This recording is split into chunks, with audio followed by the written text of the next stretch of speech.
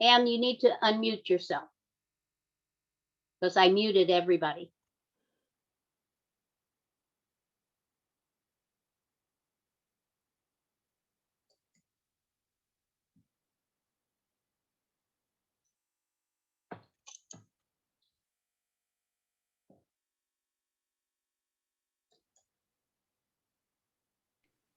Okay, now we're set. All right, I'm unmuted now. Okay, well, thank you very much, Shirley, and it's a pleasure to be with you all today. You in the Bay Area, and I'm all the way out further west out in Hawaii. It's a pleasure to be here with Stephen, a fellow that I've traveled with a bit. To last time was to Iran, and that's another interesting story that we would have. But today we're going to be talking about Israel and Palestine, and I thank you all for having that as one of your topics because it's a very important one. And I'll just do a little screen share right here. And Israel, Palestine, what should progressives do? Well, one of the things that I'm going to do is to kind of run over what's been going on in Israel and Palestine in the last, in the last month, where there has been so many things that have happened there that are really, really dangerous, important, and have really caused a lot of deaths in the area, again, the Palestinians. And I'll start with what started with a massive Israeli police violence at the Al-Aqsa Mosque. A large number of Palestinians have been injured there.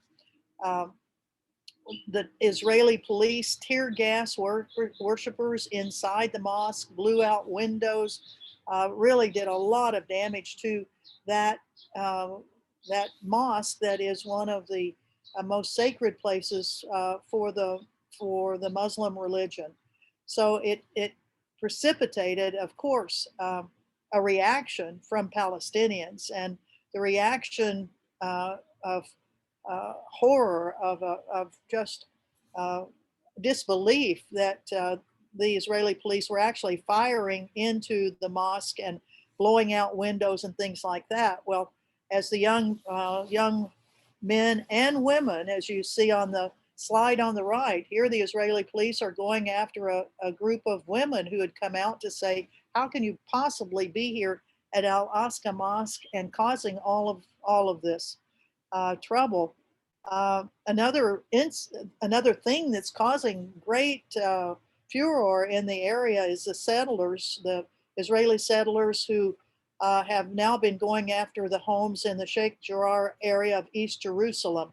And you can see this young group of Israeli youth on the right that are taunting one of the women that lives in this area, that settlers are trying to get uh, push Palestinians who have lived there for generations, push them out. And in fact, if you watch Democracy Now, you've seen uh, a young man and a young woman, they're twins actually, whose family has lived in this house for generations. And 10 years ago, an Israeli settler climbed over the fence, moved into a shed, and then has broken through one of the walls of the home and lives in a room in the home. 10 years. And they keep saying, you got to get out, you got to get out. Of course, the Israeli police won't move him out. And he says, why should I move out? If I move out, somebody else will move in, some other Israeli settler. And he's, a guy from New York City. So all of this accumulated, the things that were going on in the Al-Aqsa Mosque area, and then what was going on in Sheikh Jarrah. And then if you look throughout the whole West Bank in the middle part of May, there were an incredible number of things that were going on. 26 Palestinians were killed in the Israeli forces' use of lethal force. Um, Two were killed by Israeli settlers in Hebron. 675 were wounded, needed medical attention. 26 of them in critical condition. You can just read through there in the weekly printout that the Palestinian Center for Human Rights puts out every week, and I'll put in the chat in a few minutes, I'll put a link to that group. It's one of there are three main Palestinian and Israeli human rights groups that report on what goes on the West Bank, East Jerusalem, and in Gaza. And they report extensively. There is, if anybody ever gives you any guff about, well, there's not really anything going on there, all you have to do is go to that website and just start reading day by day by day all the things that are happening there. And then we get to the Israeli attack on Gaza. Well, people in Gaza were very concerned about what was going on in East Jerusalem. Al-Aqsa Mosque, of course, is their mosque too, except they can't really travel to it. They're really pretty well forbidden to go into Israel. And the solidarity they have with the people in the West Bank. And when they saw what all was going on with Israeli brutality toward Palestinians, some of the militant groups started in Gaza, fired a couple of rockets over to say, we are in solidarity with you all in the West Bank. And so they fired some of these homemade rockets, and that always gets a response from the Israeli military. And it started an 11-day Israeli attack on Gaza. And here are just a couple of the pictures that you may have seen on TV. You don't really see much of it on American TV. They will mention it, but they don't, hour by hour show you how many jets are bombing, how much artillery, naval artillery is being fired from Israeli ships that are just offshore, or how many weaponized drones are blowing up things. We don't see that part of it in any great detail, but we do see every now and then how much destruction and carnage there is. A lot of destruction and carnage. And just today we saw destruction, and I put in some pictures that are really interesting when you compare what has happened down in Florida with the collapse of that apartment building on the left, and then you see what happened, people, possessions hanging out. Well, that's a very common occurrence in Gaza. When you look at the destruction that something caused, and we don't know yet what happened in Florida, but we do know that it's US bombs that the Israelis are using, and US technology, and the United States having Israel be kind of the testing bed for US weaponry, and to see how effective US bombs are. On the slide on the right, that's how effective a US bomb was in Gaza, knocking down a building. And on the left, you see when that building in Florida just collapsed. It's pretty well the same. And you see on the left, that's Florida. On the right is Gaza. The loss of life that happened during that 11-day Israeli attack on Gaza, 250 Palestinians, including 66 children, were killed. And about 11 of those children were actually killed as they were meeting with the Norwegian mental health team that's been trying to work with kids on the traumas that they have had because of Israeli attacks in the past. There have been Israeli attacks in 2008 and 9. That's when I first went to Gaza, was in January of 2009, after the 27-day attack. I, as a retired military officer, and seeing some of the footage that was coming out of Gaza, I was stunned by the level of destruction. And so I called up a couple of friends, Kathy Kelly, Medea Benjamin, Ty Berry, and we went to Gaza and came back with stories of what we had seen in a short amount of time, and then took 6 different groups into Gaza in 2009 to try to mobilize American opinion to try to get our government from supporting what Israel was doing to Gaza. Of course, that didn't work, and the Israelis attacked again in 2012, and then in 2014 was the 51-day Israeli attack on Gaza that left over 1,500 people dead, 10,000 wounded, hundreds of thousands without homes. So 250 Palestinians killed in this 11-day attack, 1,900 injured, and 60,000 displaced. Over the guys in Gaza fired, they say now, around 4,000 homemade rockets into Israel. There were 9 Israelis that were killed, including 2 children, and there were 3 foreign nationals that were killed by those rockets. There were 357 people injured. The Israelis did have at their beck and call the F-35 stealth aircraft, F-16 fighter jets, Apache helicopters, 1-ton bombs, grenades, torpedoes, rocket launchers, guided missiles, howitzers, mortars, and machine guns. So the disproportionate responses have always been of great concern to us.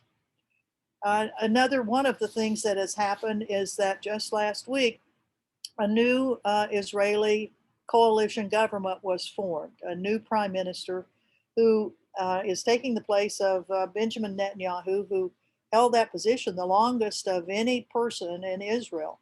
He was the prime minister for 12 years, and in the last 4 years, he convinced President Trump to do anything that he wanted, to include stopping all aid to the United Nations Works and Relief Agency that supports educational and medical facilities for Palestinians in Gaza, in the West Bank, in Jordan, in Lebanon. He also convinced Trump to move the US Embassy from Tel Aviv to Jerusalem.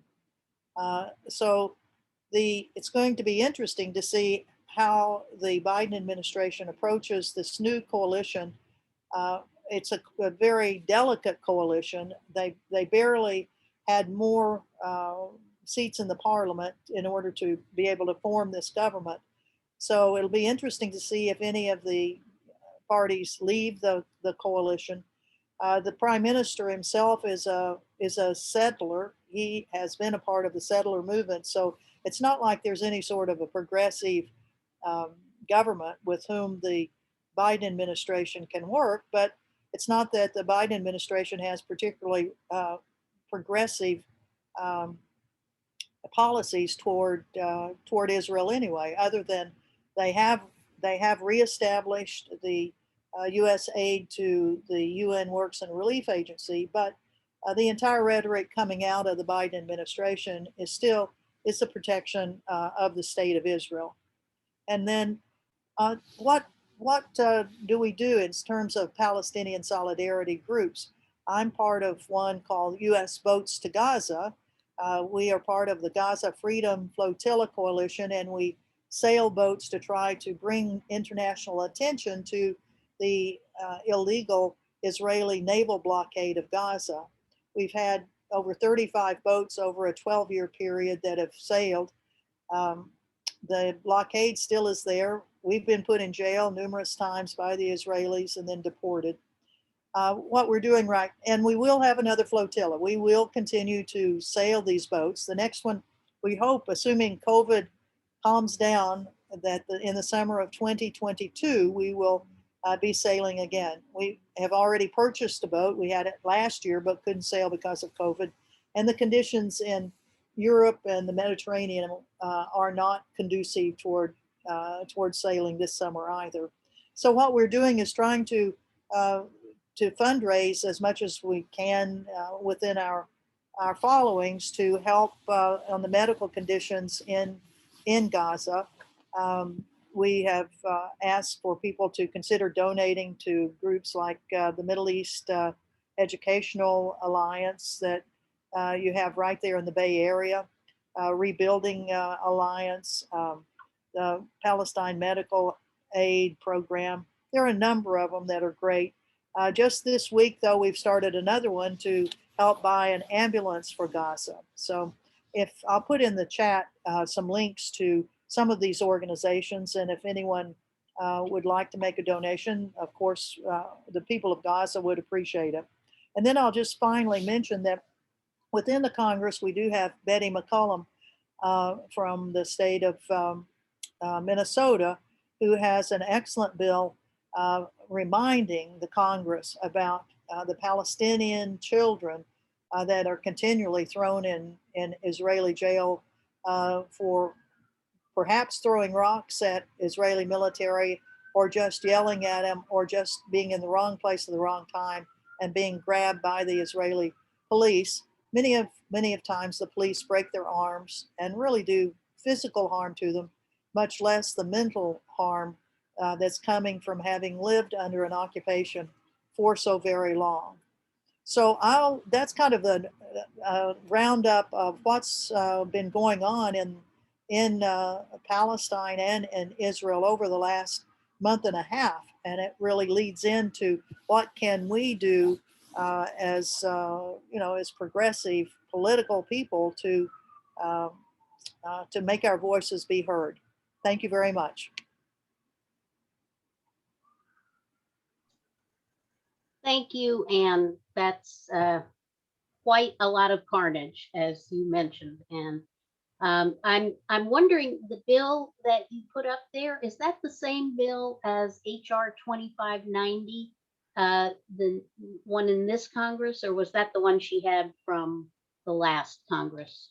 Well, I think that may be the last one. I just quickly Googled to put something up there, and I didn't Yes, double yes. check. So that's a good point. Thank you.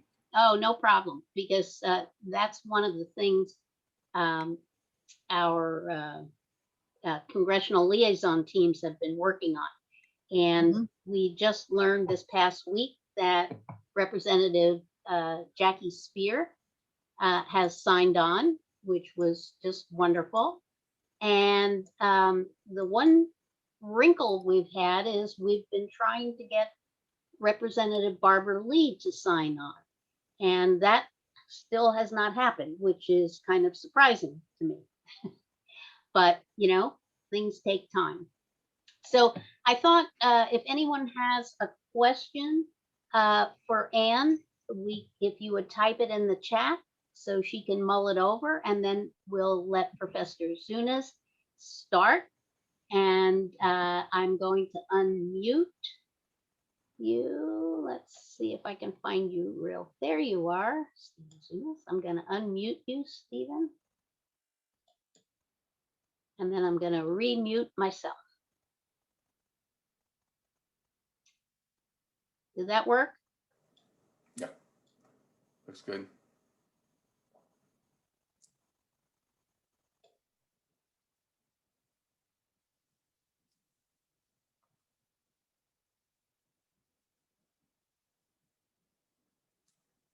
And I could help answer some of the questions, Anne, if you prefer me to, but you're welcome to take them.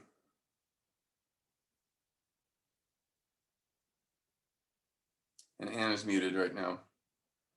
We can't hear her.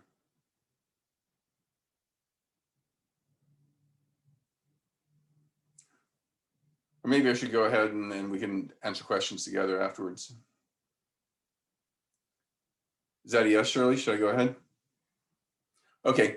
Well, hi, everybody. My name is Stephen Zunes, professor of politics at the University of San Francisco. I was co-founder of the Middle Eastern Studies program, and I always love to be on forums with Anne. I mean, she's so smart, so dedicated, and she also, all that good strategic knowledge she picked up in her military and diplomatic career, she's applying to the movement. And we need to be strategic. We can't. It's not enough to be right. We need to be strategic as well. And so it's great to have somebody like you here. Well. There's a lot I can say on this topic about what progressives should do in Israel-Palestine. I've literally run all-day workshops on the question. But since this is a PDA group, I want to talk about what the Democratic Party's policy is and what we as Democrats need to challenge it. First of all, there are few issues that divide the Democratic Party so much. I mean, huge range of opinions. They have some of the most fanatical supporters of the most right-wing Israeli positions. And unfortunately, many of them are in high positions, like the Democratic head of the Senate Foreign Relations Committee, Robert Menendez, and other congressional leaders. We also have a growing number of people, especially among young people in the party, who are very pro-Palestinian. Similarly, there are few issues that divide the Democratic Party by age so much. I mean, with the exception of LGBTQ issues, I don't know any issue that parallels age and political attitude more. It's almost a straight line. The older you are, the more you take the more traditional pro-Israel view. The younger you are, you tend to be at least more balanced and sometimes actually a pro-Palestinian. What's most critical, I think, is there's hardly any issue where there is such a difference between the rank and file Democrats from their elected leaders. And I'm talking about both those in the Biden administration and the congressional Democratic leadership. Let me start with the 2028 Democratic platform. Biden's people, who dominated the platform writing committee, rejected calls by the moderate pro-Israel group J Street and the majority of Democrats to criticize the occupation by name. Instead, they sided with the right-wing pro-Israel groups like AIPAC, and they didn't even mention the occupation in the platform. They talked a lot about Israel, but they didn't say anything about the occupation. Nor did it offer any criticism regarding the vast network of more than 250 illegal settlements Israel has established in the West Bank and other occupied territories, which are in direct violation of the Fourth Geneva Convention, a series of UN Security Council resolutions, and a landmark decision by the International Criminal Court. The platform, however, does criticize international civil society campaigns to boycott companies and other entities supporting the Israeli occupation settlements. So they're anti-BDS, but not anti-occupation. The platform also rejected the calls by Sanders and Warren delegates for supporting Israel as a state for all its. They inserted language emphasizing US support for Israel as an explicitly Jewish state. And the opposition to the campaign for boycotts, divestment, and sanctions is particularly striking, since polls show that only 15% of Democrats familiar with the BDS campaign oppose it. And the clear favoritism towards Israel relative to Palestine in the document contrasts with the views of close to 90% of Democrats who believe the United States in the peace process should either take a neutral stand or favor the Palestinians. And despite the platform's insistence that Israel remain a Jewish state, 81% of Democrats favor Israel's democracy more than its Jewishness, and believe that should a two-state solution no longer be possible as a result of the continued Israeli colonization of the West Bank, which many people feel may already be the case, these 81% of Democrats would support a single democratic state in which Arabs and Jews are equal, even if it means that Israel would no longer be a politically Jewish state. 75% of Democrats believe US military aid to Israel, like any country, should be conditional on human rights and international law. Among young Democrats, it's closer to 90%. However, the Democratic platform calls for sending up to $38 billion in unconditional military aid to Israel in the coming years, saying that commitment is ironclad. During the primaries, when Sanders and Warren and Buttigieg, called on conditioning aid to Israel, Biden called it bizarre and compared it to kicking France out of NATO. Now, let's look at Biden now. Biden says he's for a two-state solution, but he's pressing for more countries to recognize Israel while actively discouraging more countries from recognizing Palestine. In fact, he says the US will withdraw any funding for any UN agency that has Palestine as a member.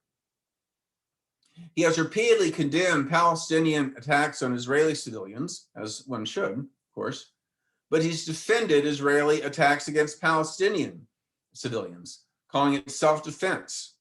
And Blinken, when Secretary of State Blinken was asking him about the civilian casualties in Israel's war, and he said, "We support Israel's right to self-defense. We support Israel's right to self-defense." A reporter asked him, "Do you support Palestinians' right to self-defense?" And he equivocated. Now, lobbing rockets at civilians isn't legitimate self-defense either, but even theoretically, the concept of self-defense for Palestinians, that Blinken was unwilling to acknowledge. Now, the Biden administration strongly defended the critical role the United Nations played in the establishment of the Israeli state, but they adamantly opposed the UN from having any role in establishing a Palestinian state. The Biden administration's position is that Israel should control at least 78% of historic Palestine, but insists that the Palestinian demands for the remaining 22% are too much, and they should learn to compromise. Now, another example, the Biden administration has no objections to the Israeli government, including cabinet members who oppose Palestine's right to exist. The new Israeli Prime Minister of Israel is explicit, very clear in his opposition to any Palestinian state. He's pledged to fight it. But Biden has said that he will cut all relations with the Palestinian government if they include even one cabinet member who doesn't recognize Israel's right to exist. Another big thing that the Biden administration has been doing is attacking the International Criminal Court for simply launching an investigation about possible war crimes by Israel and Hamas. This is one of dozens of investigations the ICC has taken over the years, some of which have led to indictments, some of which have not. The US says, no, you cannot do this. You can investigate Hamas, but you cannot investigate Israel. And so Secretary of State Blinken was asked by Representative Ilhan Omar a few weeks ago why the US opposed such an investigation. And Blinken insisted that Israel could hold themselves accountable for any war crimes. Well, that's demonstrably untrue. I mean, Amnesty International, Human Rights Watch, the Israeli human rights group B'Tselem, they had whole reports saying that Israel does not hold their people accountable for war crimes. And so Ilhan Omar tweeted saying that all parties who committed war crimes should be held accountable, whether it be Israel or Hamas, whether it be the US or Taliban. And boy, the reaction against her, not just by Republicans, but the entire Democratic leadership criticized her, saying it foments prejudice and undermines progress towards peace and security towards all. That was Pelosi's word, signed by Hoyer and all the other Democratic leaders. And another group of Democratic House members signed a letter insisting that what Representative Omar said was indicative of a deep-seated prejudice, and she was giving cover to terrorist groups. But and what's really scary is that Biden is not reversing some of Trump's worst actions. He's siding more with Trump than Obama on a lot of these key issues. For example, Trump moved the US Embassy to Jerusalem. Virtually the only country that has done so. All the other countries that recognize Israel have the embassy in Tel Aviv, and he's not moving it back. And it's not surprising Biden objects, because Biden was one of the original co-sponsors of the bill back when he was a senator, which made Trump's move possible. And indeed, there's this resolution. The resolution said Jerusalem is Israel's capital, not mentioning it being a co-capital for the Palestinians. The Palestinians have tried. In fact, the Democratic platform explicitly says Jerusalem should remain the capital of Israel, but makes no mention the Palestinians' demand to share that multi-ethnic, multi-faith, and historically Palestinian city as their capital as well. Biden has not reversed Trump's recognition of the illegal Israeli settlements in the occupied West Bank as sovereign Israeli territory, nor has he reversed Trump's recognition of Israel's illegal annexation of the Golan Heights as a sovereign Syrian territory. I mean, even Reagan and the Bushes opposed recognizing the Golan Heights as part of Israel. Biden does.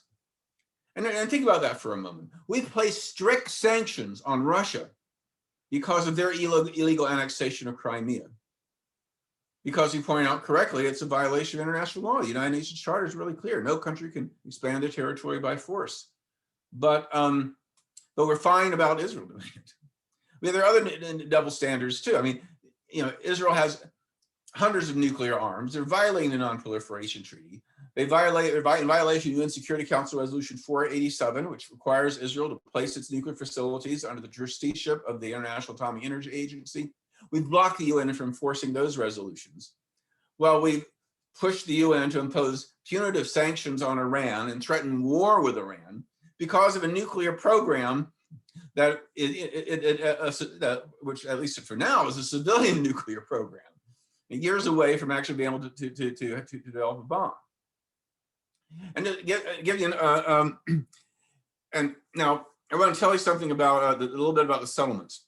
In December 2016, there was a UN Security Council resolution condemning the settlements as violations of international law, essentially reiterating 4 previous UN Security Council resolutions. All 14 of the 15 nations of the Security Council supported. The US did not. Instead, Obama ended up abstaining. Well, Trump condemned him for abstaining, saying he should have vetoed. And in the first week of the new Congress, a bill came through condemning Obama and supporting Trump's position on the settlements, saying that, you know, we should not have voted to condemn these settlements. In fact, the United Nations should just butt out and not be involved in this issue at all. I mean, it was a really extreme resolution. And it passed virtually unanimous Republican support and a majority of Democrats. In fact, one of the co-sponsors of the Senate version was Kamala Harris. This was her first foreign policy vote. So, you know, I mean, if you want to know why there's no peace in the Middle East, it's that the United States has this contradictory role of putting itself as the sole mediator of the conflict and being the #1 military, financial, and diplomatic supporter of one of the two parties, the more powerful of the two parties, the much more powerful of the two parties. And the US position is, we won't impose a solution, we won't let the UN impose a solution. The two sides must work it out among themselves. Of course, that ignores the gross asymmetry in power between the occupier and the occupied. I mean, when Saddam Hussein invaded Kuwait in 1990, we didn't say, oh, the Kuwaitis and the Iraqis should work it out among themselves. And say, no, you know, the onus responsibility belongs to the occupier and the occupation.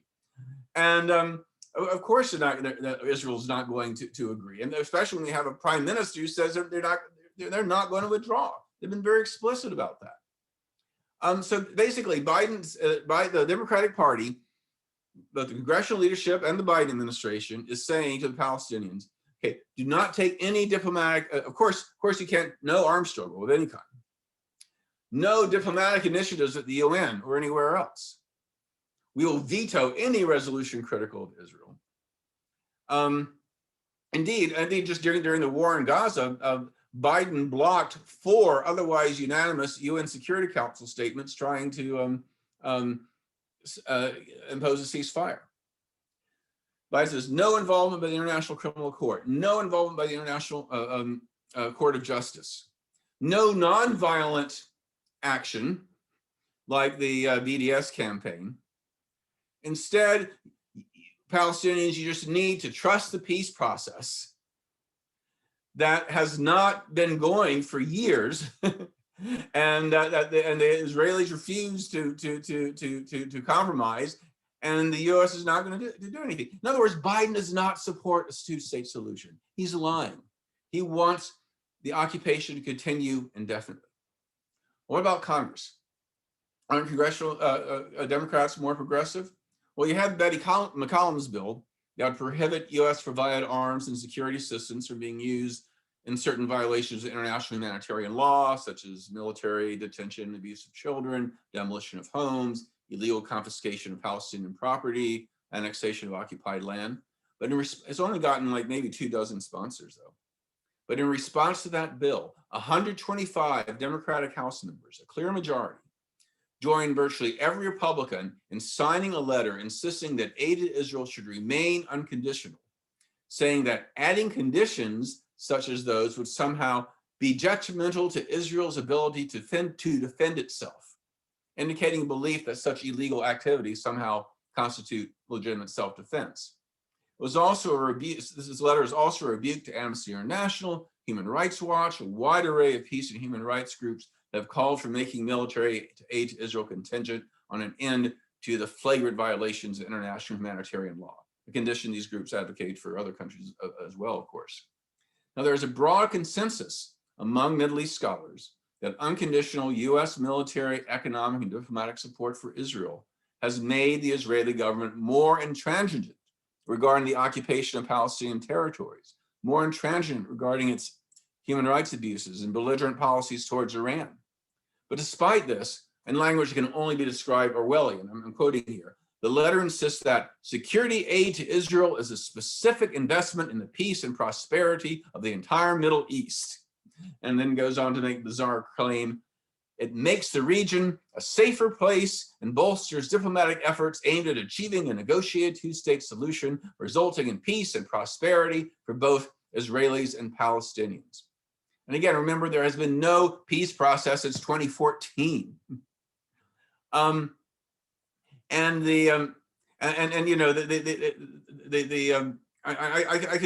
could go on, but it's just, but what's troubling about this letter, I should mention, it also praises support for security partners like Egypt, suffering under the oppressive military rule of Sisi. But it's important to note that there are at least eight members of Congress that signed that letter that were endorsed by PDA this past fall. The rest of the Democrats of America endorsed these guys. Now, I agree with PDA's position, that we should vote Democrat pretty much all the time if you're, against a Republican. I mean, there is a strategic and moral argument for strategic voting, even if it means supporting the lesser evil. And I also agree with PDA that PDA should restrict their formal endorsements to Democrats who are genuinely progressive. That doesn't mean perfect, but it should mean not endorsing those who side with Republicans against the vast majority of rank and file Democrats regarding arms control, human rights, and international law, as this letter did. It should mean not endorsing those who insist that unconditional military aid to a repressive right-wing government engaged in an illegal occupation and colonization of a neighboring country, which has used US weapons to the commission of war crimes, somehow advances peace and prosperity. So when it comes to the question, what can progressives do? As PDA members, we should start by making sure that PDA refuses to endorse any candidate who signed that letter or supported similar resolutions defending Israeli war crimes.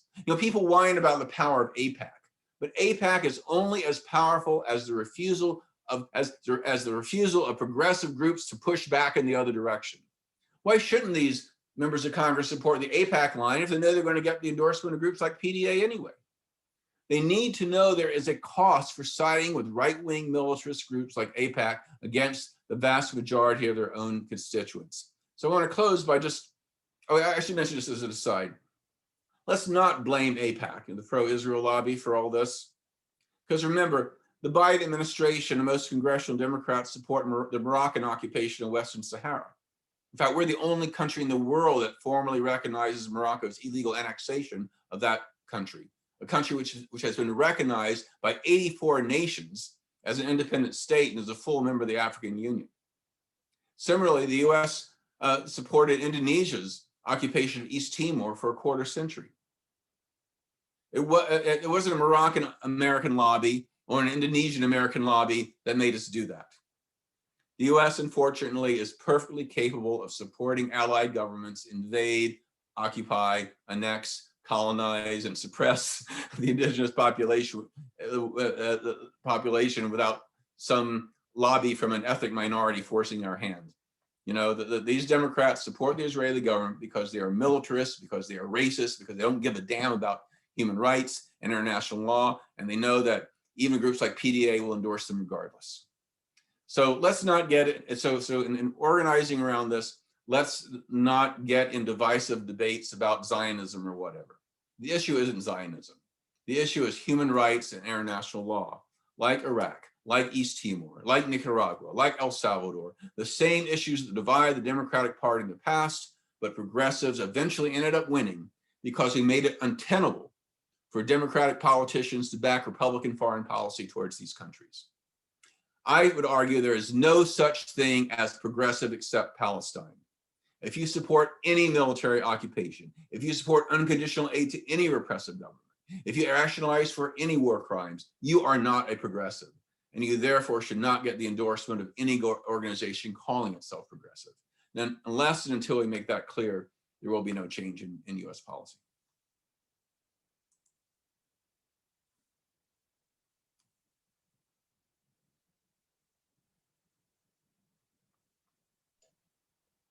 Stephen, thank you. You fired me up. I'm disturbed to hear about that letter because I missed that, I must admit. So I've been looking in the chat. I see some various questions, and can both you and Anne see all the questions in the chat that have come up? And do you want to take them together separately? I can, scroll back and. Anne, why don't you start? Pick a few. I'll come in later. By the way, about that letter, I'll put in the chat an article about that letter that I just I wrote a few weeks ago. Okay. And I'll remind everyone to save the chat at the end because there could be other great links for us to keep. So Anne, go ahead. Okay, well, let's see. Starting, I guess, a little bit earlier, one of the very first questions. Let's see. Let's go up a little bit more. Are there any dissident critical voices among U.S. Jewish religious leaders? Well, there are, and later on in the chat, Michael Lerner of Tikkun magazine is listed, of course. And, Jewish Voice for Peace, Jews Say No. There are a lot of Jewish organizations that have some very, very strong religious and non-religious people that are a part of it. So yes, there are voices that are speaking out. Our problem is that as Stephen so rightly put it, our politicians aren't listening to anybody. They're not listening to the majority of the people that make up the Democratic Party. They're not listening to the majority of just the general U.S. population in these polls that say that people are questioning why the U.S. so blatantly protects Israel in all of its criminal acts committed against the people of Palestine. One other question, are there any groups in Israel that are fighting back against their own government's policies? Is there any, one question is, any party in Israel that supports a two-state solution and an end to the violence? Yes, well, there's a Palestinian party, the Joint List, and they are, as far as I know, they're against violence. The whole political environment in Israel is a tough one, and the people that are speaking out and willing to take the brunt of the onslaught of the right wing of the population, of the Jewish population of Israel, it seems to me like it's pretty small and growing smaller. Back in, say, 2004 and 5, I think there were a lot more people that were speaking out than there are now. Stephen, what would you say about that? American Jewish political opinion has been moving to the left. It's actually quite dramatic now. I mean, you have liberal Zionist groups like J Street and Americans for Peace Now, who are proudly Zionist, but do believe that a viable two-state solution is possible. And then you have a growing number of anti-Zionist Jews, especially among young Jews, Jewish Voice for Peace and various other groups that are mobilizing. So Jewish political opinion has actually been moving well to the left. In Israel, unfortunately, it's going in the opposite direction. Part of that's the fault of unfortunately, of Clinton and many Democrats, because when the Camp David 2000 talks broke down, the Clinton administration and Nancy Pelosi and others put all the blame on Arafat and on the Palestinians. Of course, we now know that, in fact, it was the Israelis that were refusing to make the necessary compromises, and that it was not they did not offer everything the Palestinians wanted. I mean, that was a whole myth. And so, but in fact, Clinton had promised Arafat he would not blame him. And Arafat said, "We're getting close, but I don't think we're ready for a big final summit." And Clinton said, "Oh, come anyway. If it fails, I won't blame you." That was a lie. It was a setup, really. And so, you know, and so this really killed the peace movement. You know, when the Israeli government under the Labor government, which is one of the more, which was a center-left bloc, backed by the Clinton administration, said, "Oh, it was all the Palestinians' fault. They don't really want peace because the second Intifada, which is very violent, included a lot of terrorism, you know, followed it." So everybody was like, you know, I mean, that really killed the peace movement. The other second thing that killed the peace movement is the fact that you know, Israelis, like anybody else, or any other country, have a right and a left and center, you know, and you know, the center will lean left if they think there are consequences of these bad policies. They'll lean right if they think they can get away with it. But with this idea of completely unconditional aid to Israel and at most a little finger wagging if they do something wrong, you know, it just kind of built up the right. I mean, a few times when you look at like in Eisenhower and Carter and the senior George Bush have actually pushed back on Israel's actions, it's led to a growth in the left. US policy in more recent decades has moved them to the right. And the final reason Israel's moved to the right, this may end up being the most important, is that in Israel, it is the Orthodox, you know, the conservative religious people who tend to be, you know, not all of them, but the vast majority of very, very right-wing, very nationalist, and the more, you know, secular, you know, liberal, you know, Jews are more moderate. But, you know, the Orthodox have really big families. The secular liberal Jews have relatively small families, and a lot of their kids are immigrating to Europe because Israel's getting so right-wing, they don't want to live there anymore. And so just the demographics have shifted dramatically. These are pretty small countries, so it doesn't take long before that shift to take place. So I'm afraid, you know, and I mean, I put for years, I put hope in the Israeli peace movement. And for a while, Israelis were actually more progressive than American Jews when it came to Palestine. That's no longer the case. Things have really gone in opposite directions there. Well, and here's a question: what about moving settlers to better housing in the boundaries of Israel? Would the relocation of settlers within the borders be a good option? My comment is that it is on record by every prime minister of the state of Israel that they will keep grabbing Palestinian land until they've grabbed it all. I think it's the documentary called Palestine 101 that actually has the footage of every one of these prime ministers saying exactly that our purpose is to get all the land we can from the Palestinians. So merely giving settlers better homes in you know, the boundaries of the official state of Israel, to me, will not, that won't end the thirst for all the Palestinian land by the state of Israel.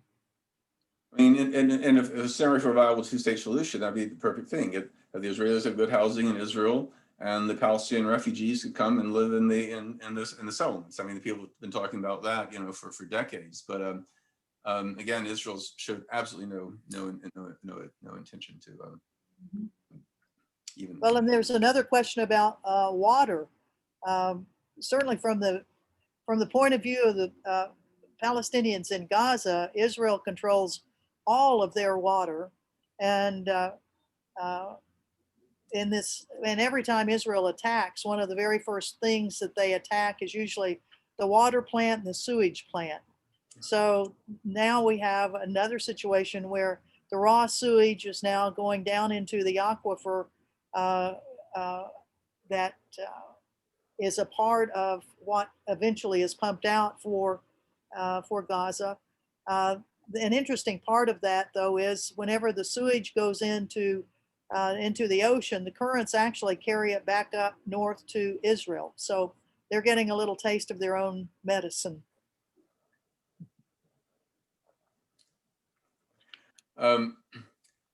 There's a a couple questions regarding arming Israel. And I should mention that I talked to a retired Israeli general. He was a chief procurement officer during the 1973 war. He's a former member of the Knesset. He really knows this stuff. And this is some years ago. He's dead now. But I remember him telling me that the US aid to Israel, military aid to Israel, has nothing to do with Israel's security. Half the stuff they don't even want or need. It's about keeping the assembly lines that Lockheed Martin, McDonnell Douglas running. Percent of US aid to Israel goes to US arms manufacturers by law. So it's not like, oh, we're giving it, a lot of people say, oh, we're giving Israel $3.8 billion everywhere. They have universal health care, they have affordable, higher education, that's so unfair. But it's not like the Israelis are seeing that money. It's going to American arms manufacturers. And for every dollar of US military aid to Israel, the Israelis have to spend $2 or $3 on personnel, training, spare parts, or whatever. The aid is not helping Israel. Israel already has is a major arms exporter. The arms industry is their #1 industry. They don't need any US aid. This is not an APAC, thing. This is the defense lobby, which is a lot more powerful than even APAC. So it all kind of works in, because for all these money that we give Israel, it gets the Arab countries, many of which can pay in petrodollars, money to buy even more arms, and it's a racket. We're talking about the military-industrial complex here, and this is kind of classic, a classic ripoff of the American taxpayer.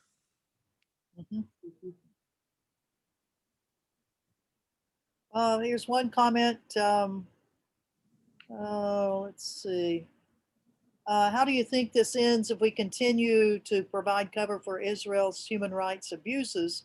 I can't imagine that the EU and the Arab countries will put up with the refugee crisis.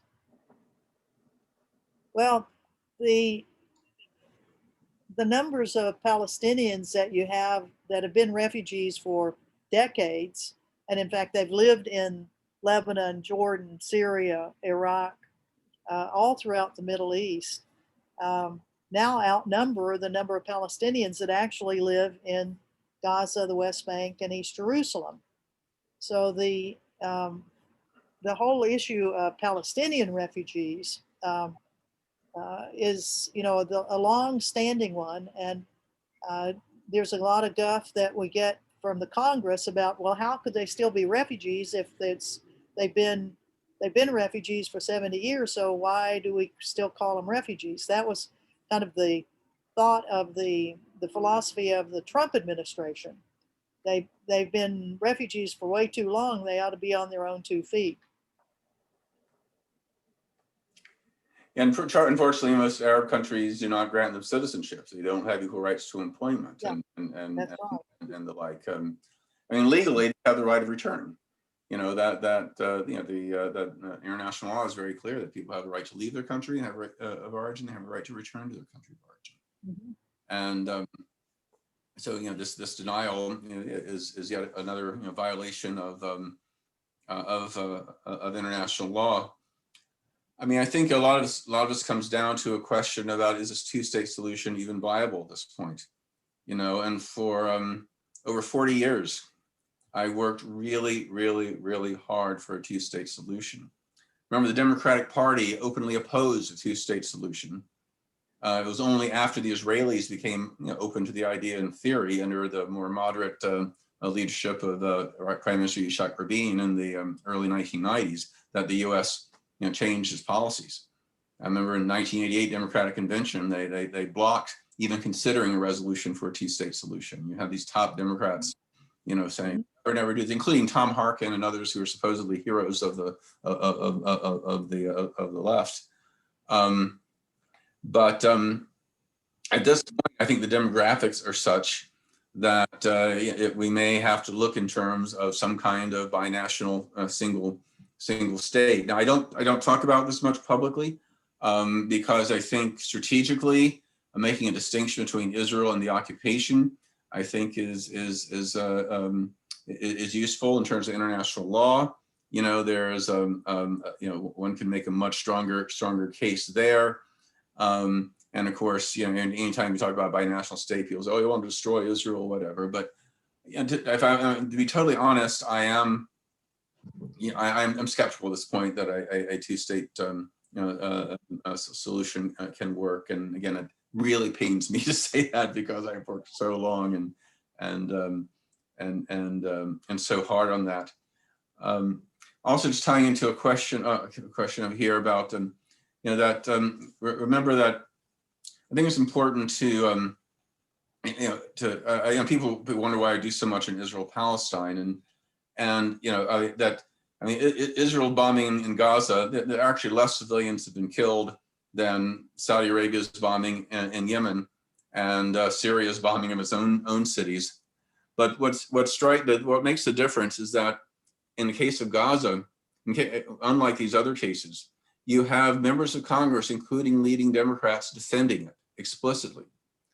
We didn't see a resolution this time, but after the 2014 and 2008, 2009 wars, you know, Congress passed these resolutions with strong Democratic support, defending Israel's war unconditionally, saying that they were avoiding civilian casualties and blaming the Palestinians for the civilian casualties. Same with Lebanon, the Israeli invasion war in 2006, saying they used human shields, when in fact there was no evidence they actually used human shields. I mean, Amnesty International, Human Rights Watch, the UN Human Rights Council, they investigated this. They didn't see a single case, not a single Palestinian death from human shields. And so these same senators and congressmen, again, Democrats, including majority Democrats, attacked these human rights groups, attacked prominent international jurists like Richard Goldstone, who was like a Zionist Jew. You know, his daughter was an Israeli citizen and was on a number of boards of Israeli nonprofits. I mean, you know, I mean, the Democrats have been so far on the right in this issue, and that's why I think it's important to note. But also, just let me mention real briefly about what happened is Pelosi's bill, a resolution, actually ended up redefining human shields to the idea that, hey, if you know, holding somebody against their will, you know, between you and the attacker or whatever, to say simply having a member of Hamas, not even a fighter, but just a member of their government, because remember, Hamas is the governing body of Gaza, in a civilian neighborhood or in a mosque or in a hospital, makes it being human shields. So essentially they're saying all of Gaza is a free fire zone. I mean, this goes back to Vietnam, actually, you know, and so the Viet Cong, so that whole village is a legitimate target, you know, and that was, and this is what they're justifying it. They're justifying it. And I remember thinking that they're doing that for a reason, redefining human shields. What's going to happen? And sure enough, a few years later, in fact, I think it was 2016, 2017, the US bombing of Raqqa in Syria and of West Mosul killed thousands of civilians. And again, we used it, ISIS was using human shields. In that case, ISIS really was using human shields. But the thing is that even if you do use human shields, international law says, you know, you still can't kill civilians. I mean, if there was a botched bank robbery, and the robbers were holding tellers and customers hostage, and they were shooting out into the street, the SWAT team couldn't go and kill everybody, including the hostages, and say, "Oh, it's not our fault. They were using human shields." No, these are war crimes. Yet you had Pelosi and these top Democrats, including these liberals that PDA endorses, saying that that was okay. And we can't. I'm going to post another article of mine which actually addresses this question. But I'm sorry, I'm talking too much. Please, Anne, take over. Well, you're saying it all. Kevin mentions is what the Israelis are doing to Palestinians the same as what the Nazis did against the Jews. I think we all would agree with that. You know, the whole issue of apartheid, the issue of genocide is right there, plain as day. But trying to get our government, whether it's Republican or Democrat, to go along with that is the big challenge that we're up against. Our own government refusing to uh, call out Israel on virtually anything. So, you know, the PDA, for all of its, I mean, it's a great organization. We need PDA immensely, but don't give up. I mean, it is butting your head against a long-standing wall, but if we can start making some dents in it, some cracks in it, and they are there. I mean, the newly elected members of Congress, the squad, those women are tough women who aren't about to shut up. And there's a whole new group of them that just got elected this last time around. So there are more and more voices that will be there to call out the old guard of the Democratic Party on all of their really regressive policies. So don't give up, but support very strongly these women and men that are very courageous and brave, knowing that they're going against the old dinosaurs of the Democratic Party. And I think some of us are old enough to remember when there were only a handful of Democrats who opposed the Vietnam War, and it grew. There were only a handful of Democrats who supported sanctions against apartheid South Africa. There were only a handful of Democrats who are speaking out about East Timor, and we've seen how these movements grow. And we're already seeing the change. Again, like I say, there was not a resolution supporting Israel's war in Gaza like they were the past two major wars. We are actually getting some more dissent out there, and that's really really important to note. Well, sorry, before I forget, I send out articles every month or so. Usually in US Middle East policy, Democratic Party politics, you know, various things. It's just my articles. I don't give it to anybody or what else, but if you want to be in my email list, I left my email address, so you can just email me and say, hey, I want to be in your email list. I know a couple of you all are already. And I can share you some of my recent articles, including the two that I've already posted this evening. Fabulous. Oh, I'm sorry. Oh, what Sharon said. I do have to want to talk about comparisons with the Holocaust. I'm a little uncomfortable with that. I mean, Israel certainly, you know, engaging in racist, discriminatory policies. You know, a lot of you know, terrible things. But you know, given the scope and the nature of the Holocaust, I think we should be careful about you know, using that particular. Yeah, good point. Good point. Yeah, I was going to say there had been a question earlier on about any sort of labor movement in Israel and whether Palestinians that live in Israel participate in that. Well, Israel's one of the, percentage-wise, it's one. Well, in the early Israel's days, they were led by the Labor Party, which was a social democratic party, part of the Socialist International, and Israel ranked up there with the Scandinavian countries in terms of the percentage of unionized workers. I mean, almost everybody was in a union.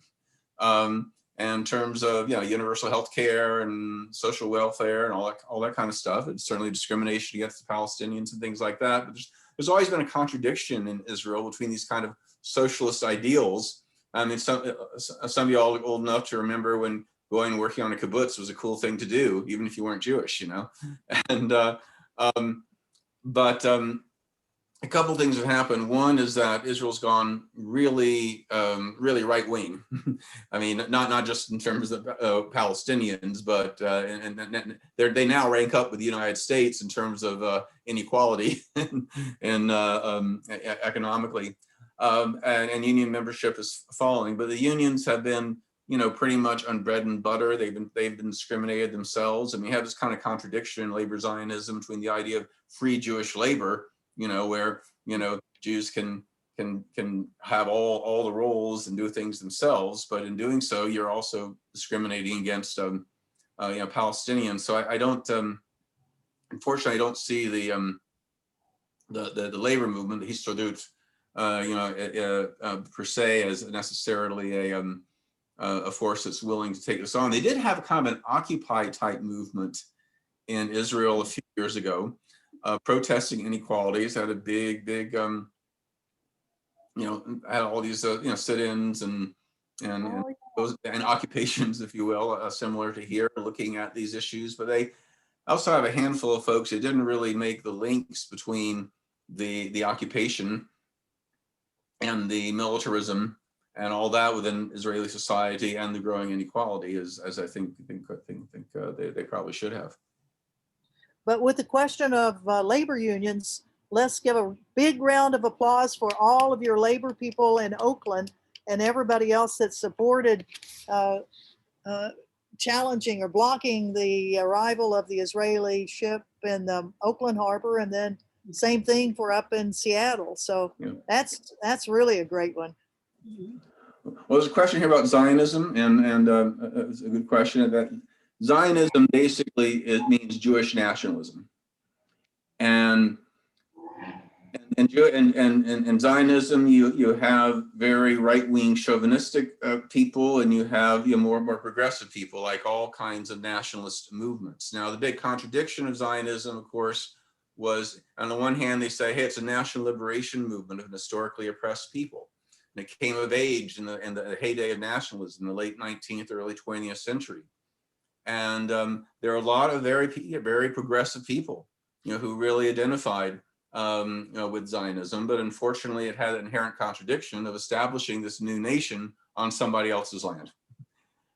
And over the years, that contradiction got to the point where the more right-wing revisionist Zionists, which were a minority originally, are now much stronger than the more left-wing, kind of labor Zionists. And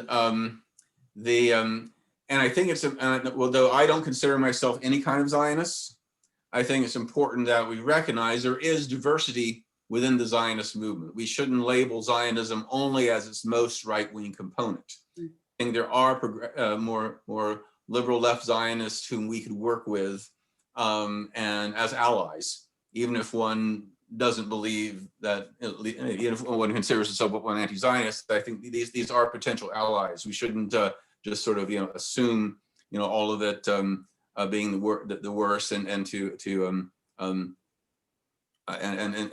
not appreciate its diversity.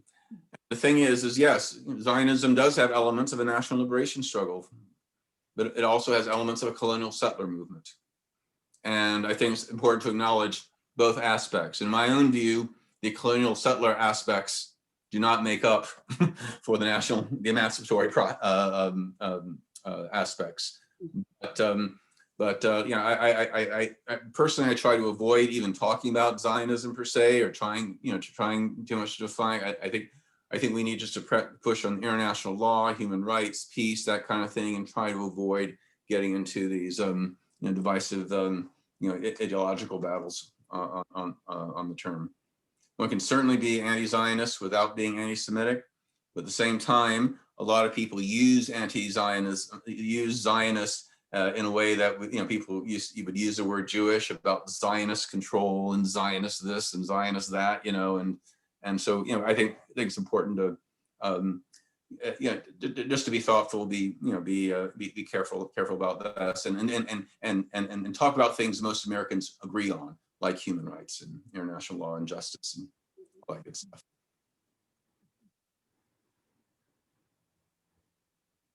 Well, there is a question about if Biden is blocking international assistance, where is the clout that we have? But now I don't think, he isn't blocking US assistance to Palestine. He's reestablished that for UNRWA. And I think the State Department has opened up some of the programs for Palestinians that had been closed down by Trump.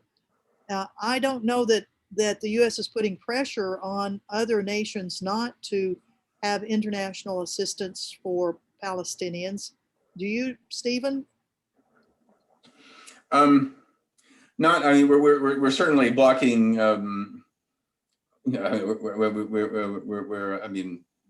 we're largely supporting the siege of Gaza, certainly, Yeah. and putting some limits there. But I mean, part of the problem about aid is that, I mean, just give an example of U.S. aid to the Palestinians in the West Bank. The Palestinians used to be able to drive from Ramallah to Bethlehem in a half hour. You just go right through East Jerusalem. But since people blocked it off for years, they had to go all these windy roads all the way down the Jordan Valley and all the way back up again. Took 3 or 4 hours.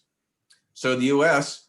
helped build a bypass road so the Palestinians could get from Ramallah and points north to Bethlehem and points south.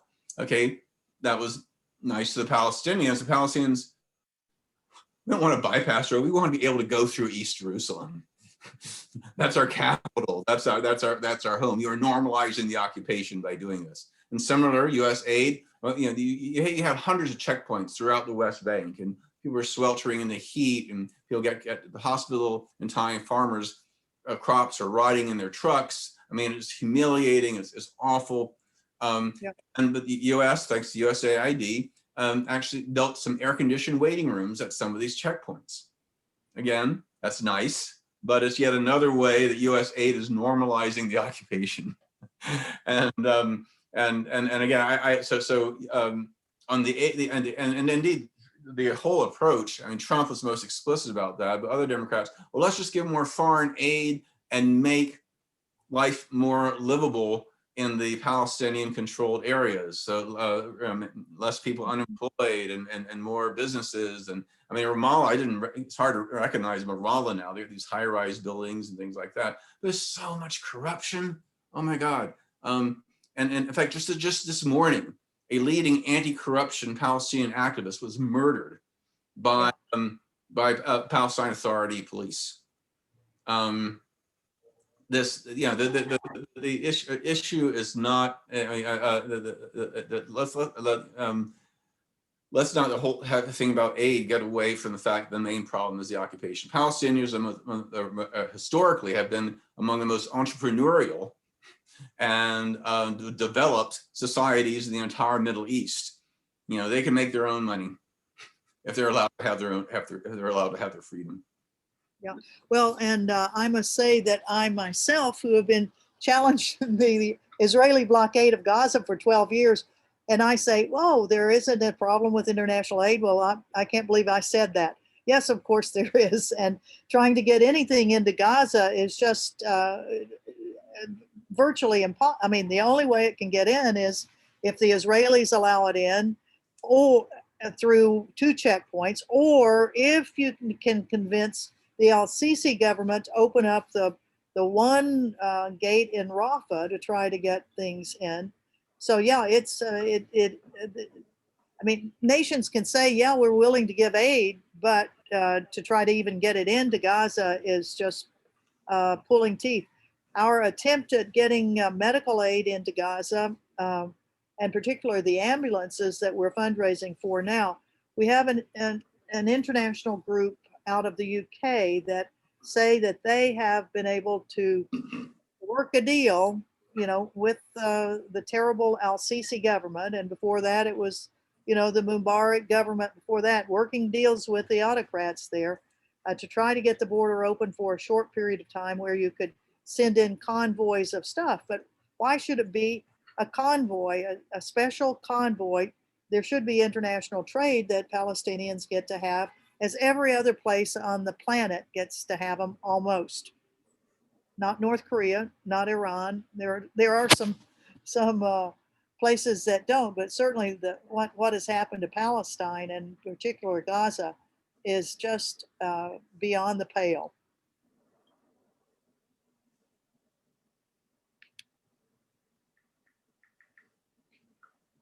Okay. Well, I may have to scoot off the call. I have to get off to a 6:15 event here. I thank you all very much from my point of view for your support and solidarity, and certainly hope that we, as through PDA, can keep putting pressure on the Democratic Party to have much more progressive policies on many things, and particularly on the issue of Israel and Palestine. Thank you. And thank you so much. It's been absolutely a delight having you here. You really fired us up. Well, thank you. And Stephen, great to see you. Thank you. Likewise. Thank you. Okay. Yeah, aloha. Aloha. All right. So any remaining questions for Stephen now that we have him all to ourselves? Let's see. Yeah, I just one just general thing I'd like to say is I think we need to be careful not to kind of fall into Middle Eastern exceptionalism. From the, we need to sort of, I made the analogy with Central America and with Southern Africa, Vietnam, other struggles over the years. That this is the same basic kind of fight. And, I know that a lot of older Democrats, really good liberals, many of them, still see Israel like Paul Newman in Exodus, and this very idealized, kind of, Israel being the victim, the David, gets Goliath, the Democratic oasis, and this reactionary, backward, misogynist area, and things like that. And even back then, that was a grossly oversimplistic view. But now it is so far off. And that we but the hope is in the younger generation. Young Democrats are pretty woke on this issue, and I really think we do have a way of shifting a policy. But again, we need to focus the peace and justice, international law, enlighten long-term strategic interests. All the arguments we've made before, and again, try to avoid the ideological fights and some of the areas, where things can distract people from, I think, from the underlying issues. I see Cynthia Papermaster has a question. Do the Israelis train the U.S. police, or is it the other way around? Well, I think the main reason the U.S. supports Israel is the same reason you support any allied government, how they can advance our strategic interest. One former Secretary of State referred to Israel as our unsinkable aircraft carrier. And Israel has provided training, yes, for U.S. police, but also for U.S. Counterterrorism and counterinsurgency forces in Iraq and in Afghanistan and elsewhere. They have been able to ship U.S. arms to third parties we couldn't give to directly, like apartheid South Africa, Guatemalan junta, Nicaraguan Contras, more recently Colombian paramilitaries, various Kurdish groups. They have supported other pro-Western governments and pro-Western insurgencies. The military-industrial complexes of the two countries are closely intertwined, tied together. New jet fighters, Star Wars even, and missile defense systems.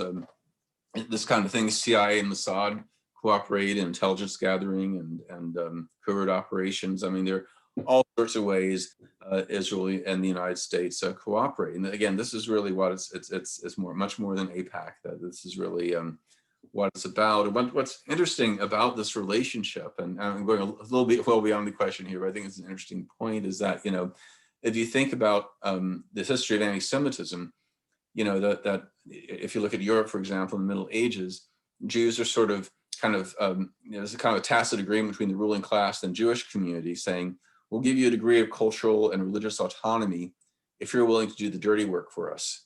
Be the visible agent of the oppressors, be the tax collectors, be the money lenders, that kind of thing. And when people would rise up against the oppression, the ruling elites could say, oh no, it's not us, the Jews that are exploiting you. And you have the pogroms and all that kind of thing. Jews would scatter to countries and the cycle would start over again. This went on for centuries, culminating, of course, in the Holocaust. The idea of Zionism, but if Jews could have their own nation state, they'd no longer be subjected to the whims of the ruling class. But what's happened, ironically, is that Israel's been put in that same kind of middleman kind of role. When the British and French wanted to get rid of Nasser in 1956, remember, they sent in the Israelis, and in the ways I've mentioned and more, Israel is using Israel in that same way.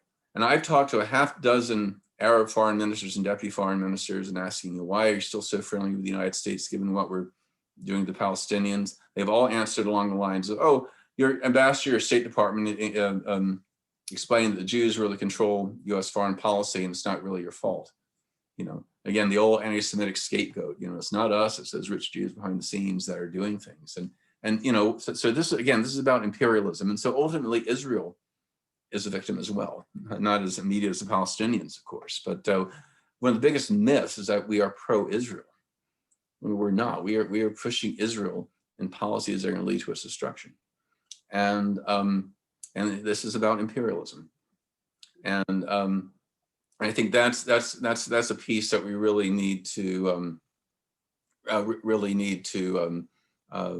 need to recognize, and that it's that this is not good for Israelis either, and whether it be training, you know, and the relationship is not good for anybody, whether it be Palestinians or there be Black people here in the United States who are victims of police violence.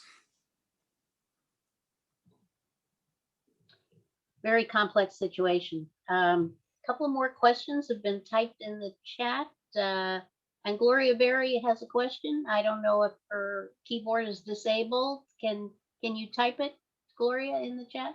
I know you've had your hand up for a while.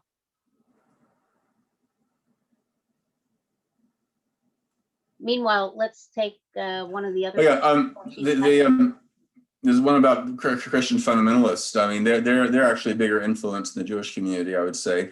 I mean, especially mostly in the Republican Party. I mean, ironically, if you go back far enough, the Republicans are actually a little more moderate than Democrats when it came to Israel, as far back as the mid-70s. But when the Christian right started making real inroads into the Republican Party, I've written several major articles about this very phenomenon, actually. But yeah, it's a huge thing for them. You know, Israel is the, I mean, for them, it's Israel versus Palestine is like the Israelites versus the Philistines, and you know whose side God was on. But you know, they believe a modern Jewish state, all-encompassing Jewish state is necessary for the second coming of Christ. Of course, in this scenario, that the Jews that don't convert will be condemned to eternal damnation. And they want Jews for Act 1, not Act 2. But yeah, this is you know, they're a huge influence in the Republican Party, which is why the Republican Party has gone totally off the rails on this now. You know, their as bad as the Democratic platform was, their platform said we reject the myth that Israel is an occupying power, and you know, that they no longer even pretend to support a two-state solution. Yeah, I mean, so they've really yeah. So the Christian right has really you know, I would say, you know, has more influence in the Jewish community on this issue. Gloria, if you want to unmute yourself, if your keyboard's not working, please go with your question. We want to hear what you have to say.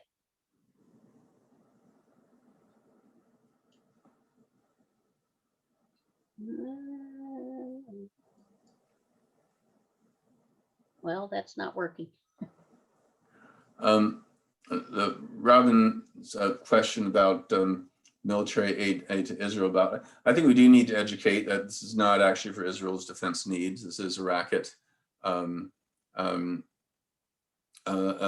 Basically, you know, that again, 80% of this military the aid to Israel goes to American arms manufacturers. But you know, it's part of the myth that if you oppose military aid to Israel, you want Israel to be vulnerable and you want Israel to be destroyed. And I mean, the whole narrative is I mean, we do need to counter that, because again, Israel is so much more powerful than any country in that region. I mean, it's ridiculous.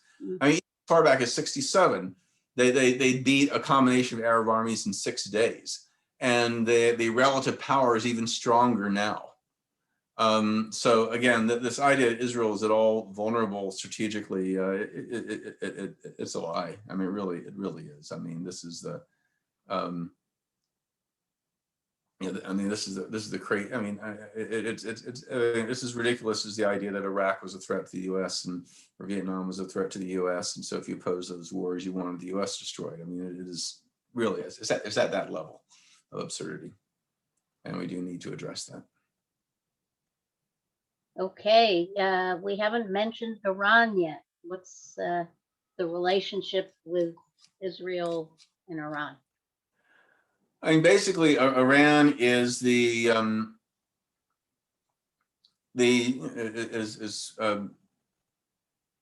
has been a regional power in the region on and off for a good 2,500 years, back when it was known as Persia. And if you remember the strategic guidance plan of the Bush administration about full spectrum dominance, there's the idea that no country, that not only would the United States prevent the rise of any rival superpower, we would prevent the rise of even a regional challenger.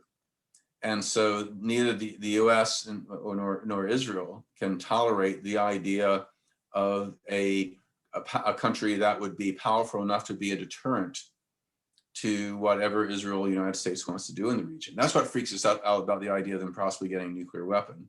I mean, they're not going to attack Israel or the United States, and that'd be suicidal, but they may be a deterrent for the US or Israel to attack them or do other things. And that's really where where Israel's really freaking out, because they're not scared in the Arab countries, but Iran has the potential to be to be something of a regional rival. But even that's exaggerated, because Iran's military spending is about a quarter of that of Saudi Arabia. In fact, it's even less than the United Arab Emirates annual military budget. And that Biden says, well, we're going to curb some of the arms that Saudi Arabia is using to bomb civilians in Yemen, but we'll still have aid for defensive purposes. Saudi Arabia doesn't need U.S. arms any more than Israel does. They are far more powerful. This is about hegemony. This is about profits of arms manufacturers. There's no rational strategic argument for the U.S. sending arms to Israel or Saudi Arabia or pretty much any of that, because again, Iran is, I think, the fourth largest military budget in the region. So they're not, and so the idea that there's some kind of threat is it's groundless. And again, I'm speaking as someone who has worked as a strategic analyst. Prior to coming to the U.S. As a senior fellow at the Institute for Global Security Studies, I look at this kind of stuff. It's really no honest strategic analyst can tell you that Iran is any kind of threat. Now, Iran does nasty things. They do support extremist groups. They've supported Assad and his massacres of thousands of civilians. They're reactionary as hell. I'm no fan of the Iranian government, but they're not a threat to Israel or the United States. And when we talk about all these weapons, and I wonder about the environmental degradation in the region. Is it totally unhealthy? Oh, of course it is. I mean, just the carbon footprint from all these fighters. One thing we don't mention about the Iraq War, was we're talking something like 600 million tons of additional carbon into the atmosphere from the Iraq War. Mm-hmm. And it's a huge carbon footprint. And all these armies and things like that. The fuel, the stuff that's released, from just the fuel from the tanks and the jets and the transport planes and the everything is just terrific. And it's money that's taken away from sustainable development projects, and as we know, that military spending kills people even if none of it's ever used. Because it's taking money away from healthcare, it's taking money away from nutrition, it's taking money away from housing and education and basic needs that can make a difference in people's lives. And that's why, again, I keep emphasizing we should address this issue not as a unique ideological struggle, but again, part of the anti-military struggles that many of us have been involved in for decades. Mm. Tie that in, of course, to the environmental struggles that the and climate change. Thank you, Stephen. Gloria Berry has a question here. It was not already asked about this. Do Jews that have escaped from countries like Iran, Pakistan, and Iraq, then sought refuge in Israel and now live in California, risk their families disowning them for speaking in support of Palestine human rights? I mean, there's a lot of divisions within the Jewish community, including within the Jewish families. I mean, again, especially it's a generational thing. I mean, I have I mean, my students is kind of an open joke about the dread going home for, Thanksgiving or Passover, because they're going to get in a fight with their parents or their uncle or whatever about Palestine. And I got among Jews who were in the who grew up in the Middle East who went to Israel. But I mean, and overall, Jews living in the Middle East were a lot safer than Jews in Europe. I mean, if you go for the centuries. But I mean, there's some discrimination, but you didn't have with a few exceptions, didn't have the pogroms, you didn't have anything like the Holocaust, of course, or the Inquisition. But when Israel was created, there was that Jews were suddenly seen as suspect, fifth columnists, and you did start to see some real discrimination, and many fled, having lost just about everything, and so these Middle Eastern Jews tend to often be the more hawkish, more hawkish in certain ways than the more people from more European Jewish ancestry. They tend to be a lot more conservative, more religious. Also, they're somewhat discriminated against within Israel. The white Ashkenazi Jews have certain power and privilege. They tend to dominate the government and industry and that kind of thing. And so just like some white working class Americans are sometimes more overt in their racism, similarly, these Middle Eastern Jews often tend to, wanting somebody to look down on, tend to be more overt in their anti-Arab racism too. So, so imagine folks like that would be even more upset about an offspring, taking more progressive positions. But I think overall, we really are seeing a major generational shift in American Jews and Jews internationally, because it's hard to maintain that that idealistic view of Israel that those of us who are in our 60s or above kind of remember, and the Holocaust is yet another generation in the past. Anti-Semitism, at least on an institutional level, is less overt in the United States, and so I think and also nationalism itself is not as strong. The attachment to that as the means of liberation is not not as big a deal as it may have been back in the 20th century. So So I think there is we are seeing a lot of divisions, including some very hurtful ones within families, Jewish families, on this issue. Yes. I know the Jewish Film Festival often has films that really explore these aspects. And if it happens again this summer, I'm not quite sure what the date might be. That would be something where we could get more information. Oh, yes. Cynthia is having a special event this weekend for Julian Assange. And if it's a live event at the Islam Center in Oakland. So please type that in there, Cynthia. Or do you want to speak about what's happening? If you want to speak, unmute yourself, okay? There we go. All right. Hi, thank you so much, Stephen. I'm just really, really overwhelmed with your depth of knowledge about the situation. Thank you very much. So Julian Assange's father and brother are coming to the Bay Area They're going to be appearing live at an event at the Islamic Cultural Center in Oakland at 2 p.m. on Saturday, along with Alice Walker.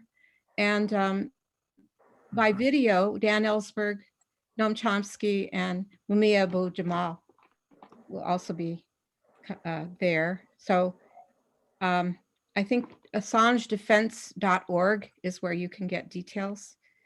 And it is an in-person event with social distancing and masks. So if anyone's interested, well, Shirley, you sent a Yes, announcement. I did. Thank you. Okay, thank you. All right. And let's see. Oh, Sharon typed in the chat, the Jewish Film Festival this year will be July 22nd to August 1st. So you can put that on your calendar to further educate yourself in this very complex issue. And Stephen, again, I just want to say you enlightened me so much on many things. And again, please send me an email if you want to be on my email list, and I will send you the 2 articles I posted earlier, as well as some other writings on Israel Palestine. Most of these are fairly short, 1,200 words or something, not too academic.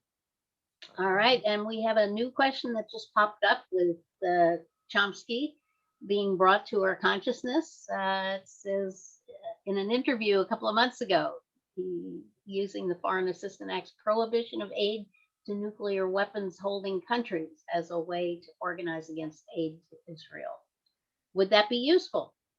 I mean, in theory, it could if we were serious about the law, but the U.S. says, first of all, the United States has declined to acknowledge that Israel has nuclear weapons. I mean, everybody knows Israel has nuclear weapons. They're like photographic evidence of nuclear weapons. But U.S. policy is that we don't know. And that's how legally the United States can still provide arms to non-signatories of the Non-Proliferation Treaty that have since developed nuclear weapons. But even if we did do that, we probably would do what we did to India and Pakistan, which was to do a national security emergency waiver. Because remember that Clinton cut off aid to Pakistan and arms transfers to Pakistan and India, because we had to, as a result of their nuclear tests in 1998. But after 9/11, Bush was able to push through with overwhelming bipartisan support this special rule that basically waived that requirement, and not only sent arms to these countries and nuclear capable arms to these countries, but even signed a nuclear cooperation agreement with India. And so I think that there is this. So again, I mean, it is. There's in fact there are a number of areas where one could argue U.S. aid to Israel is illegal. I mean, look at the Leahy Amendment, for example. The Leahy Law, which named after the Vermont senator, that restricts arms exports to countries that engage in human rights abuses and aggressive wars. And again, that hasn't really been enforced either, because these are all good organizing tools, all talking things and things like that. I mean, even if they don't work, they show the sheer hypocrisy and double standards and whatever. And we need to make these politicians squirm. The more angles we go after them on, the more they squirm, and and eventually, I think it can indeed make a difference. Because again, given the shifts in public opinion on this, I'm quite confident that U.S. policy towards Israel-Palestine will change dramatically. And again, we've seen how this has shifted on all these other foreign policy issues that I've alluded to earlier. The question is, how many people are going to die? How many people are going to suffer in the meantime? And that's why we really need to mobilize around this. Well, supposedly Nancy Pelosi is going to retire. Stephen? Mm-hmm. We've had some votes for you in the chat. I actually live outside the district, but thanks. I don't believe that matters, right, Cynthia? And I guess not legally. Yeah. But you work here and you certainly influence a lot of San Francisco. So I thank you. And any other last one question before we say goodnight all? And we're going to hopefully get this recording onto a YouTube channel, PDA-SF. And you can all watch it because there's so much information and, you know, it's hard to just absorb everything. And please, before you leave, everyone, do go down to that little 3 things. It's called an ellipse to the right of the word file. And then you can save the chat right there.